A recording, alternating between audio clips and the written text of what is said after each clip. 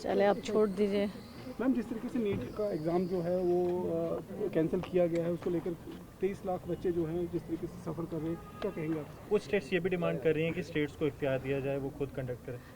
हाँ, वो बेटर हैं, क्योंकि अगर 30 लाख बच्चे जिन्होंने मेहनत की है और जिनको ये उम्मीद थी कि अब हमने नीट क्वालिफाई किया है, अब हम प्रोफेशन कॉलेजेस में जाएंगे, लेकिन उसके बाद उनको अचानक ये पता चलता है कि एग्ज़ाम्स जो है वो कैंसिल हो गए, तो आप खुद अंदाज़ा लगाइए कितनी परेशानी की बात है, कितने डिप्रेशन में होंगे वो बच्चे, कितने डिप्रेशन में उनके माँ बाप होंगे जिन्होंने सालों मेहनत की है और ये एग्ज़ाम दे दिया था। उसके लिए अब उनको उम्मीद भी होगी कि हम क्वालिफाई करेंगे, लेकिन हर 5 साल 6 साल 2 साल के बाद कभी ना कभी हमें ये देखना पड़ता है कि नीट का एग्ज़ाम जो है उसमें पेपर लीक हो गया। तो इसमें मैं समझती हूँ कि इसमें कोई ऐसा तरीक़ाकार निकालना चाहिए वंस फॉर ऑल, ताकि इस तरह की चीज़ें हमें ना देखनी पड़े, बच्चों को ना कुर्बान होना पड़े, बच्चों की मेहनत ना ज़ाया हो सके। और जो बच्चे पढ़ते नहीं हैं वो मैनेज करते हैं, अमीरों के बच्चे, गरीबों के बच्चे बेचारे मेहनत करते हैं, और ये सब अगर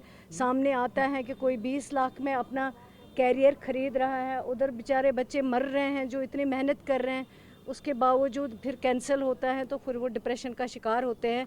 उनके लिए फिर मुश्किल होता है कि नेक्स्ट जो है नीट की तैयारी करना। तो मेरे ख्याल से इसमें बेटर होता या तो सारे यूटी या रियासतों को पावर दी जाए कि वो अपने लेवल पे नीट के एग्ज़ाम करें, ताकि वहाँ उसमें वो लोग सारे प्रिकॉशंस ले सके, जिससे ये पेपर लीक का मसला जो है इसको अवॉइड किया जाए, इग्नोर किया जाए। और दूसरा, जहाँ तक कि जब लीक होता है पेपर, उसके ख़िलाफ़ जो भी कार्रवाई होनी चाहिए वो होनी चाहिए, इमीडिएट होनी चाहिए, बल्कि सख्त से सख्त उनको सज़ा देनी चाहिए, चाहे वो ऑनरेबल सुप्रीम कोर्ट की बात हो, चाहे वो सरकारों की बात हो। तो अगर एक बार इसमें कोई सज़ा मुकर्रर किया जाए और वो सज़ा ऐसी कि आइंदा से ये चीज़ें फिर से ना हो और हमारे बच्चों को शिकार ना होना पड़े इस चीज़ के लिए, क्योंकि इतने सारे बच्चे हैं जो इतना पढ़ाई करते हैं, पढ़ाई के साथ साथ उनके माँ बाप भी उनका सपोर्ट करते हैं, रातों में जागते हैं, अपनी नींदें कुर्बान करते हैं, लेकिन उसके बाद जब ये चीज़ सामने आती है तो ये बड़े दुख की बात है। बहुत मैम, जिस तरीके से प्रधानमंत्री ने ग्लोबल क्राइसिस का हवाला देते हुए अभी जो है वो सभी से आग्रह किया, अनुरोध किया है कि तेल की बचत की जाए। उन्होंने अपनी भी कैवलकेड के अंदर काफ़ी कमी की है। लेफ्टिनेंट गवर्नर मनोज सिन्हा ने भी कहा कि 50% जो है वो भी अपने कैवलकेड में कमी करेंगे। किस तरीके से देखते हैं इस फैसले को और कितना सपोर्ट मिल रहा है इस चीज़ का?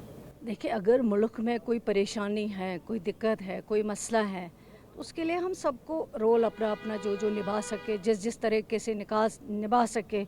देखिए, हमारे पास तो गाड़ियाँ 2 या 3 होती हैं, हम चलो अगर उनमें से भी एक कम कर सके वो भी बड़ी बात है, लेकिन हम अपना रोल अगर इसमें निभा सके तो वो मेरे ख्याल से ज़रूरी है, करना चाहिए। मैम, जो वेस्ट एशिया स्पिल ओवर की पीएम ने बात की है, कोई ऐसा डिसीजन नहीं लिया है जम्मू कश्मीर की सरकार ने या जम्मू कश्मीर के एजुकेशन डिपार्टमेंट ने।